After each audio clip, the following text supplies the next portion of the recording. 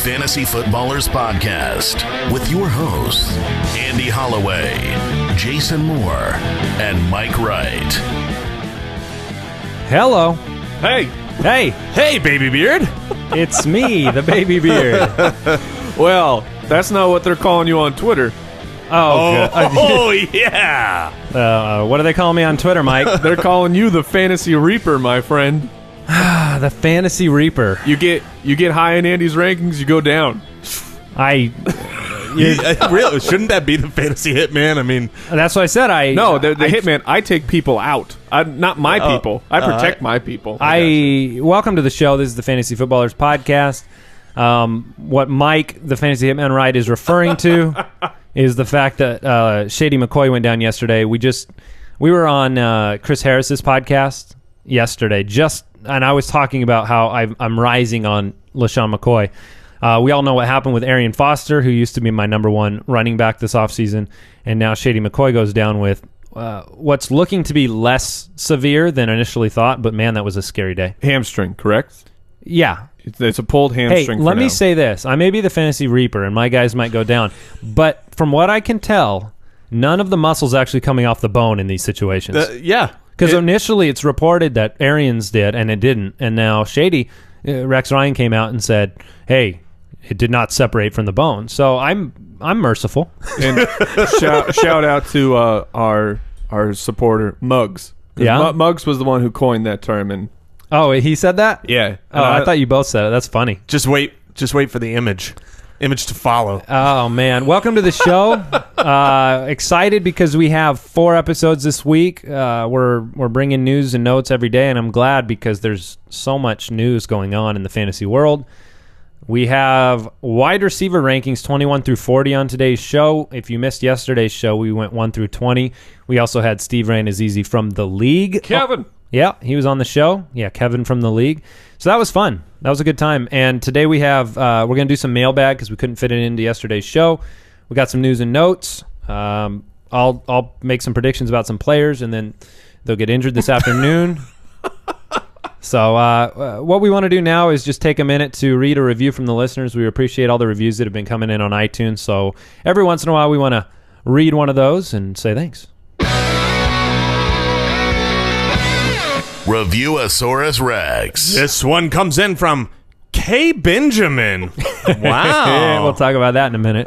These guys are great to listen to, knowledgeable and entertaining without droning on about one topic. They give the people what they want / need to know and move on.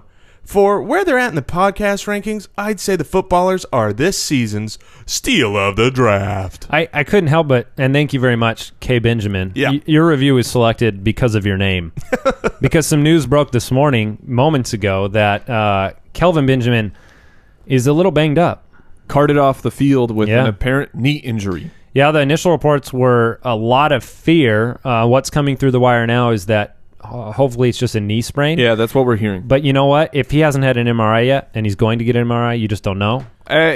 Yeah, but the doctors are pretty good about knowing if an ACL is torn. The MRI is always just to make sure. He's but probably they fine. know. He wasn't on my top draft list, so he's probably fine. Yeah, that's a good point. Yeah, I bet you were thinking about moving him up, though. No, he's one player I wasn't. And certainly not now. But, okay, let's say Benjamin's out a while. Let's give him 4 to 6 weeks. He's out. Who moves up? Is it Funchess? Yeah, probably not. Yeah, Kotchery? maybe Funchess a little bit. Olsen? Or my man, J. Stu coming through. I'm going to give him the ball. Yeah, because that's what he needs, a big workload. Don't care. Yeah, I would move Funchess up a little bit. So, quick question for the day is related to J. Stu. So it's perfect timing here. Quick question is Jonathan Stewart or Mark Ingram? Who are you drafting? You go ahead, Jay. Sure, I'm drafting Mark Ingram without a shadow of a doubt if it's a standard league. It's a close call, but I've got Mark Ingram above Stu even by 2 spots, even in a PPR. So these fellas are literally back-to-back. That's why I chose them.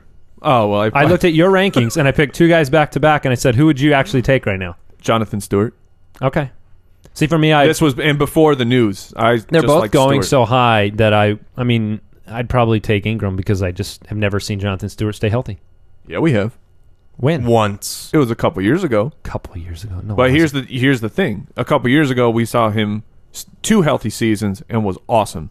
We've seen Mark Ingram do it for 1 year in a contract year. That's a fair argument. I like Ingram, but I'm just... It's a fair argument. And we talked to Chris Harris on the show, and he talked about the tape, and the tape of Jonathan Stewart is great. Yeah. I think we all know that. It's just a matter of... health. Yeah, and the offense, I can't help but think New Orleans is going to score more points than Carolina's going to score. I can agree with that, but the Carolina defense, I think... Yeah, is it's back. interesting. We saw it come back the second half of last season, and if that's what they want to be, is the defense pound it. Yeah. So if you want to follow the show, you can do so on Twitter at the FF Ballers. Be sure to check out the YouTube channel. If you subscribe on there, all the episodes, we record them in the studio, and they go onto YouTube. So you can actually watch them on your Apple TV. You can watch them on YouTube. You can check out the show. You can see Mike's big-time beard and my baby beard. And then Jason, too. Yeah. I also have a baby beard. You do. So need to put some of that handsome fancy How on. do you decide? People trim the beards like at different neck levels. I mean, what goes into that decision? I think that question has to be answered by Mike because I feel like my beard is very stupid. I think your beard is good. Thank you. That means a lot. But coming from Mike. You know what the big beard? You don't shave your neck Well, at all. I know. Yeah, that's you the just thing. let it go. You just let it go because it's all hidden. Yep. I pretty much just let my wife decide where the trim line is on my There neck. you go. She tells me I hope every morning where it she looks just good. shaves your neck with a straight razor. Every morning, right when I wake up, just to keep me in my place. Don't let Arian Foster or LaShawn McCoy shave your neck. No, because they'll take me out. Yeah, they all will. right. Let's get into some more news. News and notes from around the league. Well, we've briefed you on Kelvin Benjamin and LaShawn McCoy, who went down with a hamstring injury yesterday. But the reports coming out this morning is that he will be ready for Week 1. However, we will say this: Carlos Williams, who was looking like he was going to take the job as the 2, some kind of illness, and is going to be out for weeks. You know what it is? You know what it is. It's Fred Jackson poisoning him because Fred Jackson is like. He just cannot go away. He has been. He was one of the 2 guys that's been underdrafted for 3 straight years, and you just think no way this year. They brought in Shady, Carlos Williams. Now they're talking about. I mean, there's some rumors. He's 74 years old. It's just amazing. He might have if Shady was out, Fred Jackson's like a top 12 back to me. Really? Yeah, I wouldn't go that far. If he's but been a top 12 the past few, I mean, he was a top 12 back 2 years ago. Yeah. I mean, Rex Ryan's going to throw the ball to the running back. He's going to hand it to the running back. He becomes an immediate RB2 for me. At least. That'd be safe. Is this a coincidence or not? LaShawn McCoy, and before we saw C.J. Spiller just could not stay healthy in Buffalo. So maybe the real fantasy reaper is Fred Jackson. Which is so sad because Fred Jackson's like one of the nicest guys. You would never suspect him. Right. It's the perfect cover. Oh my goodness. So if you got Shady, you're probably okay, but that's not good news. He doesn't get to play anymore this preseason. Maybe that is good news. The Ravens, John Harbaugh has said that the rookie Brashad Perryman, his MRI has come back normal. That is good. We've seen Kevin White now go down for maybe the season. Perryman has a lot of opportunity in Baltimore, but it is good to, he's been on the shelf. Yeah, this is not good timing for Perriman. He needs to get these reps. He needs to get some preseason experience. They really, really need him in Baltimore. Yeah, without Torrey Smith there, his camp tape has been pretty mixed too. You got good reports and then followed by bad reports. So yeah, if you want to pick a Ravens receiver to own for weeks 1 through 8, you can get a lot of value out of Steve Smith. Senor. Yeah, Steve Smith, Senor. Who is that? Pat Mayo. Yeah, Pat Mayo's dubbed him Senor. Out of Vikings camp, just a note. Right tackle Phil Lodeholt. Yeah. He has torn his Achilles. That stinks. Man. I hate seeing these guys go down. I mean, it's every day. There's 2 or 3 guys. I mean, we recorded yesterday. This is all new news. And people are asking, what is the Peterson implication? Almost nothing. They got a rook in the 4th round, and he had, I can't recall his name off the top of my head, but he dropped because of injury concerns. His talent level is there, so if that guy can stay healthy, he should be able to replace the talent at the right tackle position. So I'm not moving Peterson down at all. I want everyone to pay attention to this next bit of news out of Saints camp. Sean Payton has said that wide receiver Brandon Coleman will see first-team snaps. There is, and we said it all offseason, there is a huge opportunity for targets there. Drew Brees is going to have a Drew Brees season. They might run a little bit more, but he is an accurate passer, and somebody's going to put up numbers, and you got Marcus Colston and Brandon Cooks and blank. And last year was Kenny Stills and Jimmy Graham. And now Brandon Coleman, big body, guy that's had an opportunity all offseason to start pretty much, ahead of Nick Toon, ahead of anybody else. So pay attention to what this next – I can't wait to see this next game and see what he looks like on the field. Yeah, I was looking forward to seeing him this last game, and then he wasn't put in there. I was like, what is going on? So I'm excited by this, looking forward to hearing it. And I want to see, where he's going to be drafted later in this preseason and see where his ADP is moving. If you want to know where people are being drafted, where you need to take a guy, if you're like, man, I really want Amir Abdullah, where am I going to need to take him? First round. First round. If you are Mike the Hitman, right? No, didn't you hear the review that said we don't drone on about one guy? You can't talk about him anymore. I apologize. All right. Yeah, so if you want to draft and practice drafting, see where you need to take guys, go to FNTSYDraftWizard.com. It's the exact same site that the three of us use. It's what we use on our mock drafts. I probably do one or two of those fantasy drafts every single day. Even if it's a keeper league, you can import your players, and it's completely free. So sign up. It's a great tool. FNTSYDraftWizard.com. You got it. Let's get into the wide receivers. Wide receivers. All right, let's go. 21 through 40. Obviously, a very deep position. I thought this was kind of the most important position to go as deep as we can in, because ultimately, we prescribe drafting running backs early, which means that you're looking for value at wide receiver if you don't have those top guys, and there's a lot of it. So 21 is a guy that he's one of my guys. I'm afraid of saying that right now. I know. He's already been banged up a little bit this offseason. He's back. Jeremy Maclin's our number 21. I'm very high on Alex Smith and very high on the Chiefs in general, and I think Jeremy Maclin is just a great wide receiver in the NFL. And there's been reports in Chiefs camp that he has been – he's had a tremendous camp. Not that we should expect less. He got a big deal moving over to Kansas City. So let's talk about Jeremy Maclin. I get the feeling, Mike, that you're coming around to him a little bit. I have. Is that the right? Yeah, a little bit. I've moved him. Obviously, if he's up to 21, I've bumped him up. Yeah, because you would have killed my ranking. Yeah, absolutely. And here is my concern with Jeremy Maclin. He's played 4 years under Andy Reid, and he has never put up over 1,000 yards. He did have 1 year with 10 touchdowns, but he averaged 863 yards and 7 touchdowns under Andy Reid, and that's with Donovan McNabb and Michael Vick as your QB. I just do not buy into that logic.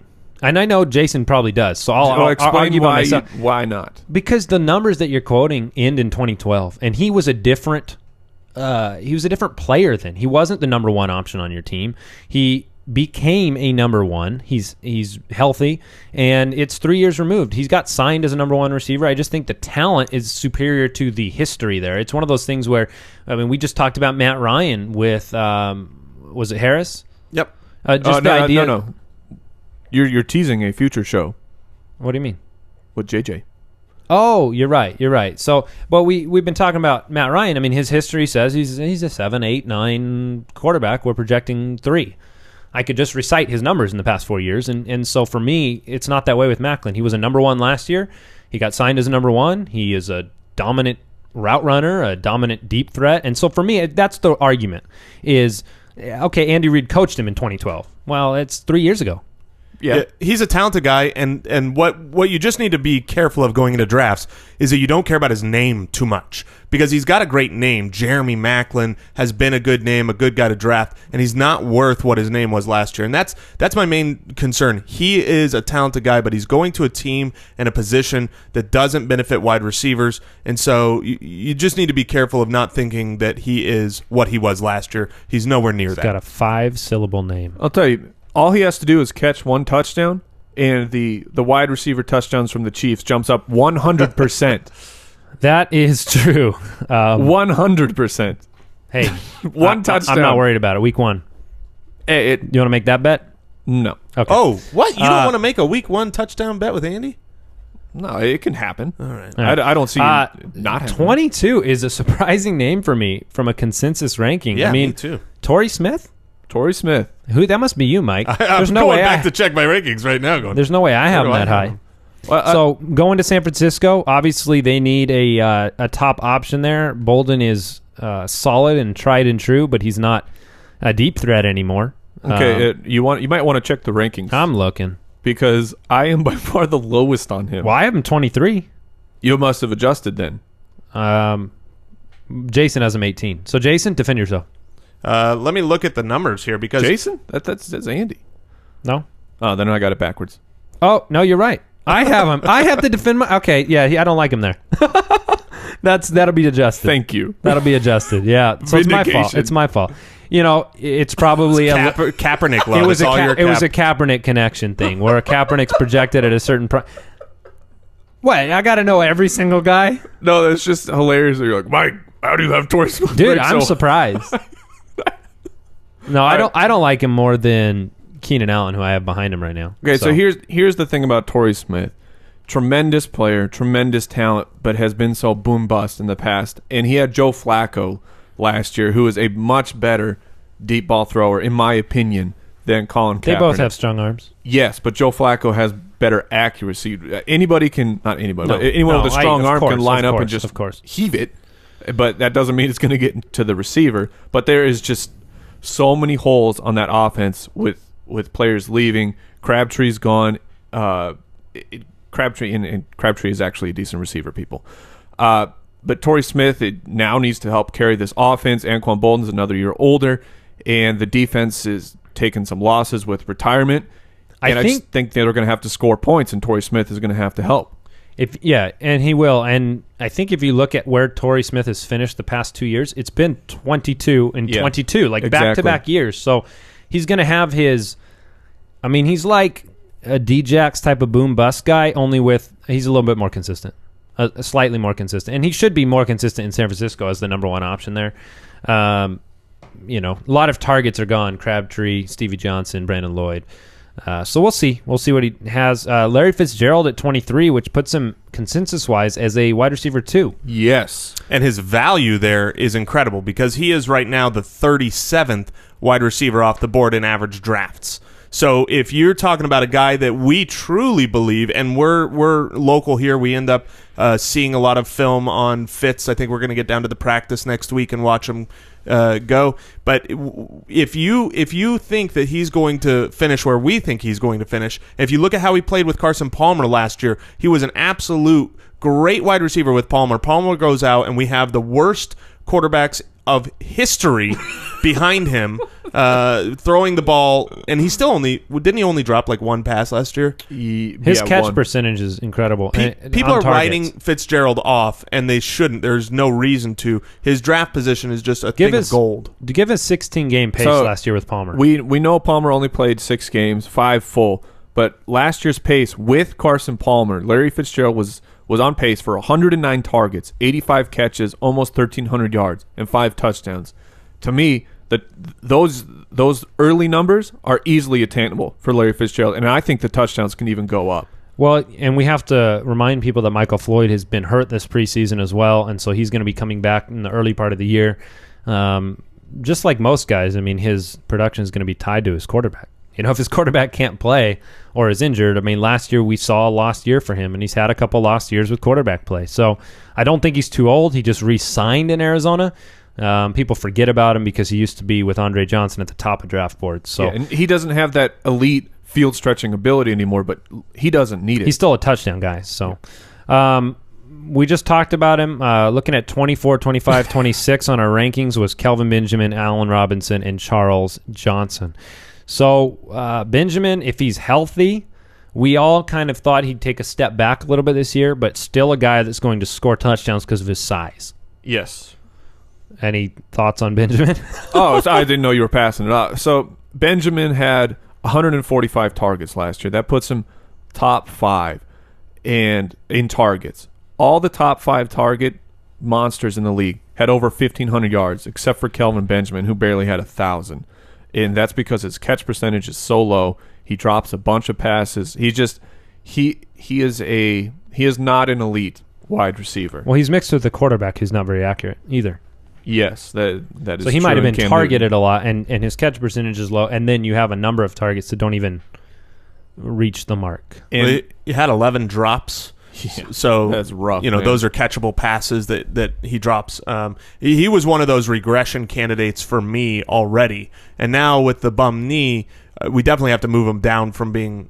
I think right now we are down on him being 24. If you look at Almost a wide receiver 3. yeah, and so I think that's lower than the general fantasy populace. And I would like him lower than he is now with that knee. It's one of those things where we can't react too soon, but once we know, we have to act quickly. So, What about these other two guys I mentioned? Allen Robinson at 25. Charles Johnson at 26. Those were the shrieks of a target monster. I believe they were. Are. So Allen Robinson, I've been talking about him all off season because he is a target monster. In 10 games, he had 81 targets. That puts him on pace for 130 targets, and that's including a week 1 where he did nothing. He did nothing in week 1.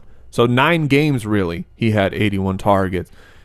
So prior to the injury, Allen Robinson had 9 straight games of 4 catches, 35 yards. While that doesn't seem that impressive, the only other receiver with any kind of consistency level like that was Antonio Brown. I'm not saying Allen Robinson is Antonio Brown, but when you're talking about a guy you can get later in the draft who's going to get a bunch of targets, who's going to be consistent, especially in a PPR format, you got to like Allen Robinson. So one guy I really want you two to talk about is Charles Johnson. Because I look at our rankings, I am a believer in Mike Wallace, and I believe he's going to be the wide receiver to have there. When I look at the rankings of the three of us, I see that I am the lone man there. Yes. I've got Mike Wallace up at 22, whereas you guys have him 45 and 43. And Charles Johnson is very high for you guys, clearly because I've got Mike Wallace there. He's not for me just because I believe it's going to go the other way. So why Charles Johnson? Well, really, Mike should speak to that because I don't have. I have Charles Johnson just under 30. Okay. So I think Mike, you're the highest. It's ironic. I have Mike Wallace 22. You have Charles Johnson 22. We're just literally picking the different guy. So from week 11 on in Minnesota, we're talking about after the bye week for Minnesota, Charles Johnson was the 26th wide receiver with 415 yards and 2 touchdowns. He's a guy who Norv Turner loves. He snuck him away from the Browns after the Browns, for some reason, cut him. And they had to bring Pryor in as a wide receiver. That's why they got rid of. Yeah, they had too much talent, so they got rid of Charles Johnson. And Norv Turner loves him. He's in the position on the field that's going to get peppered with targets and deep targets. And we have seen Teddy Bridgewater this preseason. He looks sharp. But do you very sharp? Because here's my question for you, and you know Minnesota. That's kind of one of the teams you grew up rooting for. What I've seen in preseason, I just wonder if it's going to be like you guys both have them different guys at 22, and I think that might be appropriate because I think it's going to change week to week. Jarius Wright's got a bunch of catches in the preseason. Mike Wallace is going to be involved in screen game. Charles Johnson, you've got Rudolph, you've got AP. Yeah, I just don't know if anybody can emerge as a. I mean, you said he was 26. From the second half of the year, they add Mike Wallace. How does he get to 22? How does he get to be a because Mike Wallace to me isn't the Mike Wallace of the past, and he's coming to a new team. You have to factor that in, that he has to learn a brand new offense. And Mike Wallace last year, his entire production came from red zone touchdowns, which is not his game historically. And I think he was a touchdown mirage last year. And so the guy I want in Minnesota is Charles Johnson. Yeah, but just to defend, because I know we'll skip Mike Wallace later. I think we've got him at our consensus 38, but since we're talking about them, makes sense. That's fine. Mike Wallace has had double-digit touchdowns before. He's had 8 touchdowns in 2 other seasons, so he's had 8, 10, 10. I think he is a touchdown. He's a playmaker. I mean, he is a legitimate NFL playmaker, has been for multiple teams, and he was just signed and given money to a Norv Turner offense and to Teddy Bridgewater. He was traded. Yeah, but sought after. Went and they're paying him. Yes, now. They're paying him, and they That's fair. gave up rights to go get him. Is my point, as opposed to just drafting. No, who you think it's is a fair best. point, and he is a lot like guy number 27 on our list, which is just Deshaun Jackson, where top end speed. If you ask cornerbacks in the NFL, Patrick Peterson said the fastest 2 guys he has to deal with is Mike Wallace was number 1. Deshaun Jackson was number 2. I mean, so Deshaun Jackson at 27, Amari Cooper 28, Keenan Allen 29. Deshaun Jackson is the exact same thing. He's a playmaker. He is hard to cover. He gets open and he catches deep passes, I think, better than anybody in football.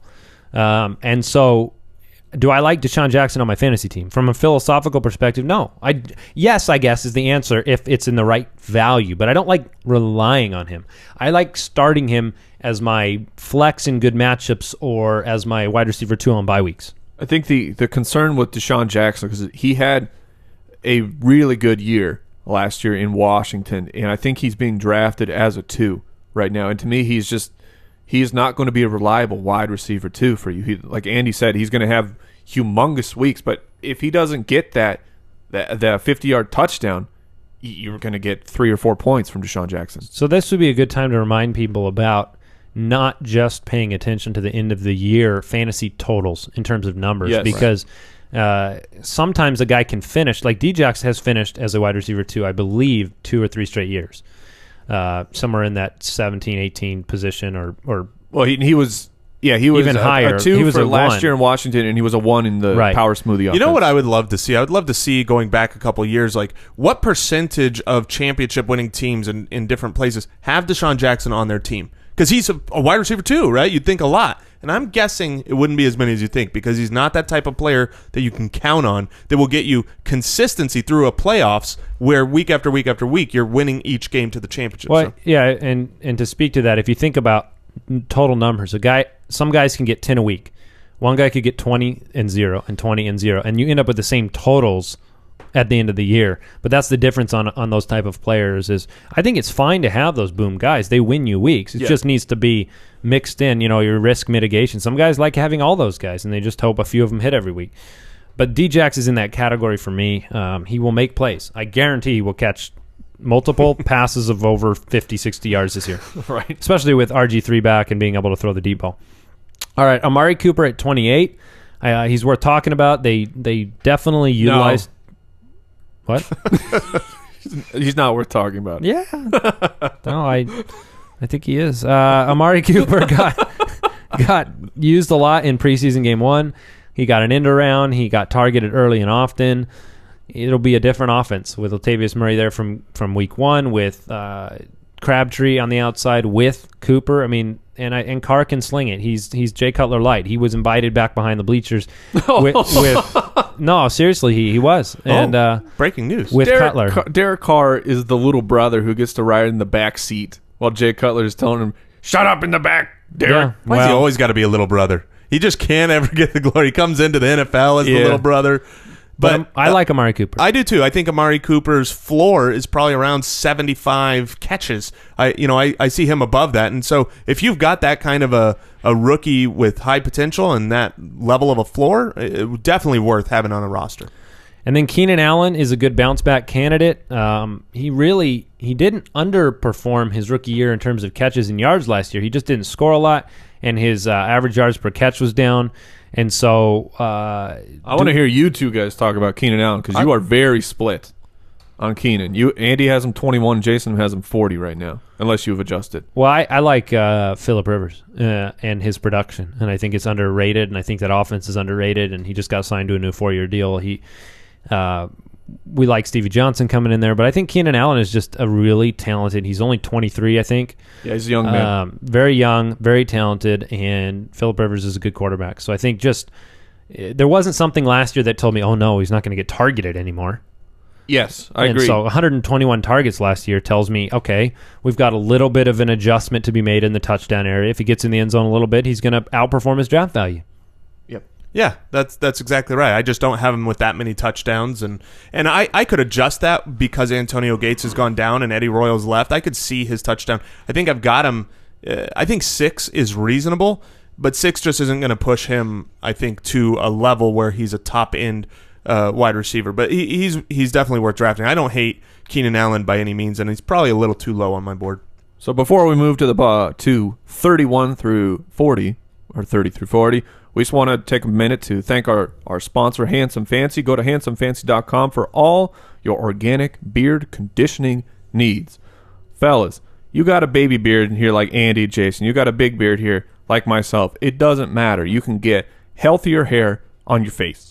My wife actually said she loved the smell, and she was like, "Oh, what's going on?" Because she didn't know I started using Hands and Fancy. There you go. That was just straight up. She loved it. Yeah, and that's another factor. Say you've been using a certain cologne for years, and you want to try something else. You want to try something new, something fresh, something invigorating with a nice, pleasant citrus smell. Try some Handsome Fancy beard oil right on that face. And then if you got the little longer one, try the conditioning cream. Get a little bit of hold in there. HandsomeFancy.com. Use promo code BALLERS. Get 15% off. All right, at number 31 is Golden Tate, 32 is Brandon LaFell, and 33 is Steve Smith. Senor! So let me put it this way. Individually, which of those three guys do you draft first? So we have them. This is our consensus rankings. Tate, LaFell, Smith. Who do you take?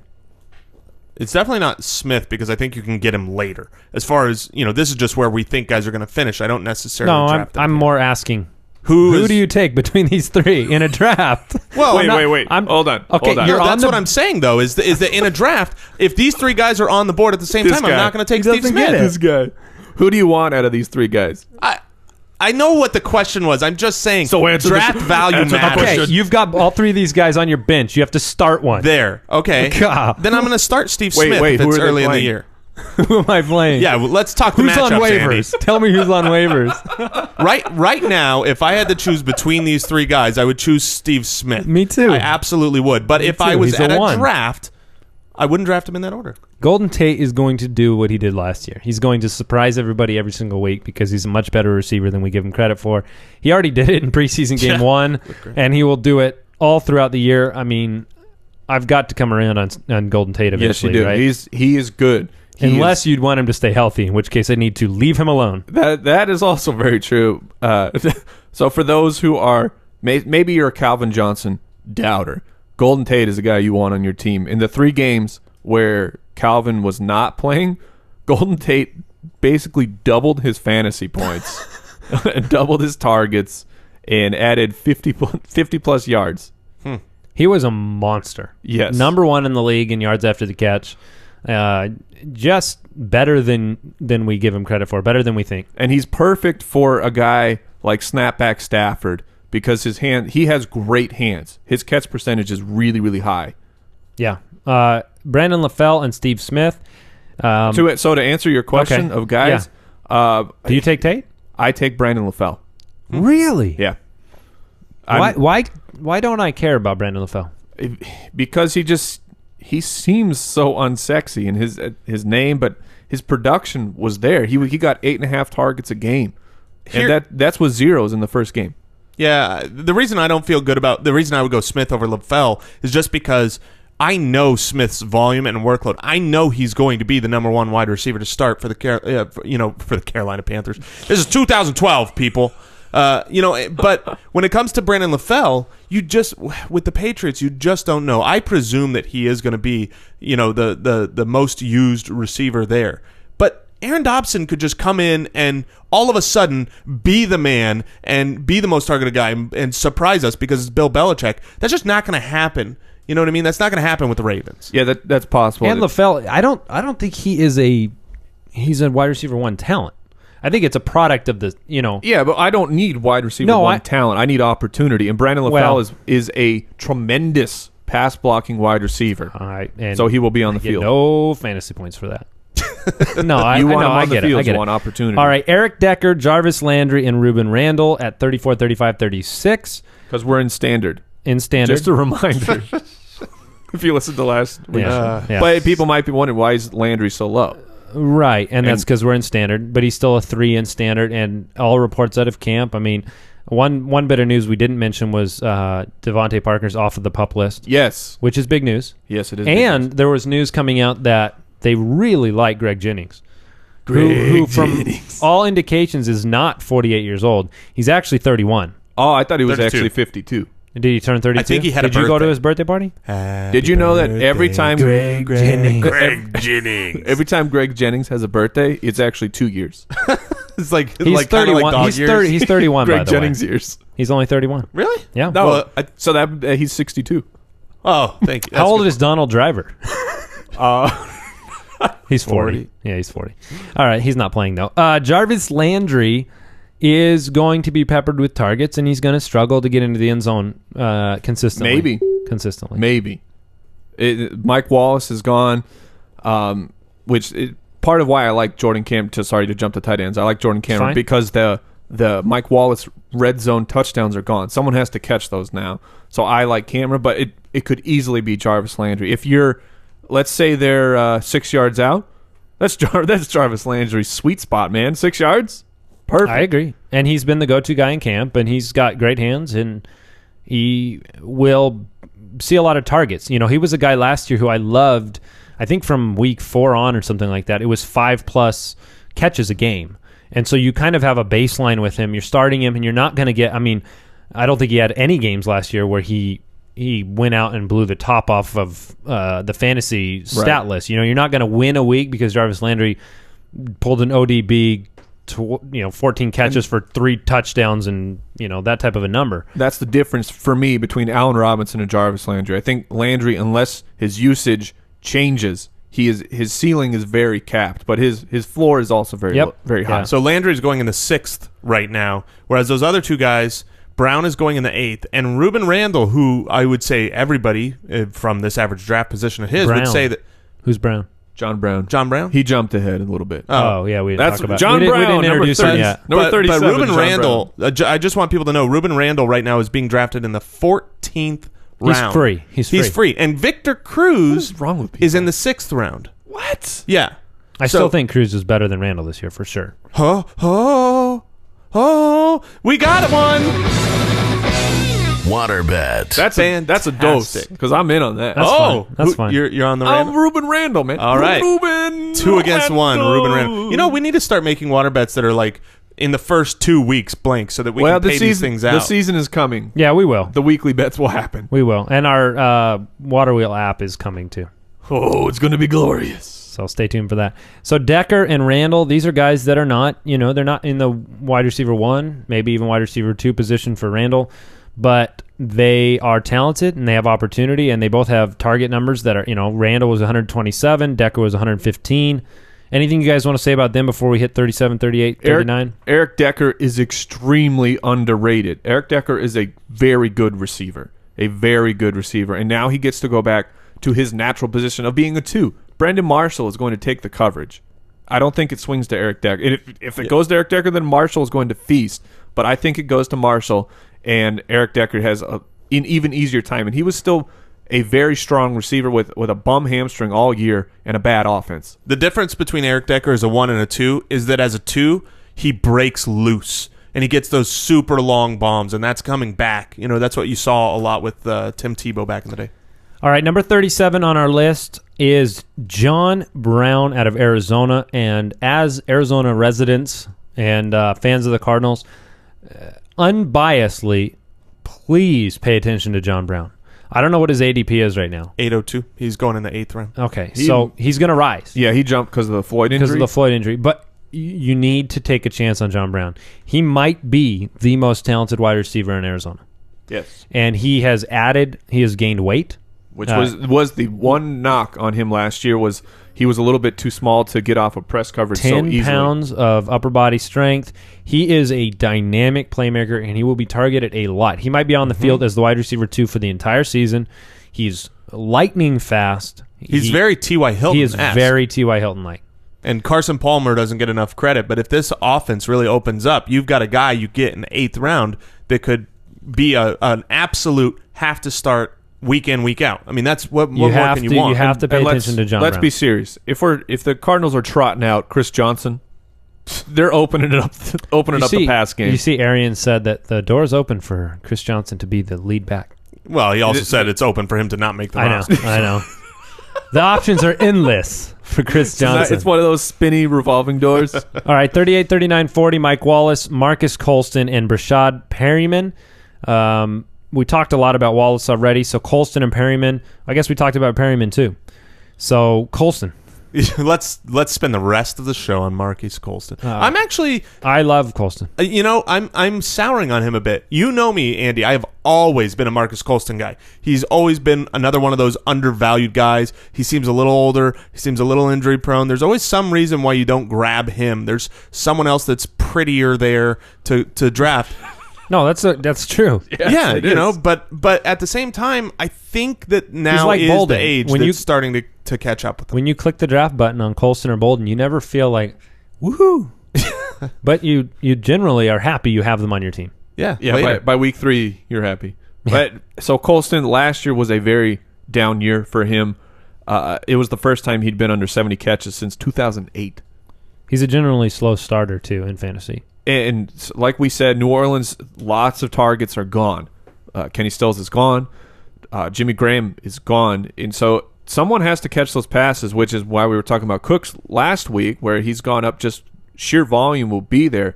But we need to monitor this Brandon Coleman situation. So that is 21 through 40 on our wide receiver ranks. If you want to go beyond 40 and see the rest of those ranks, you can go to the website, thefantasyfootballers.com, click the rankings button. We will be updating those more and more frequently now that drafts are taking place. I mean, they're fairly updated, but we need to make some adjustments. Apparently, I need to lower Torrey Smith.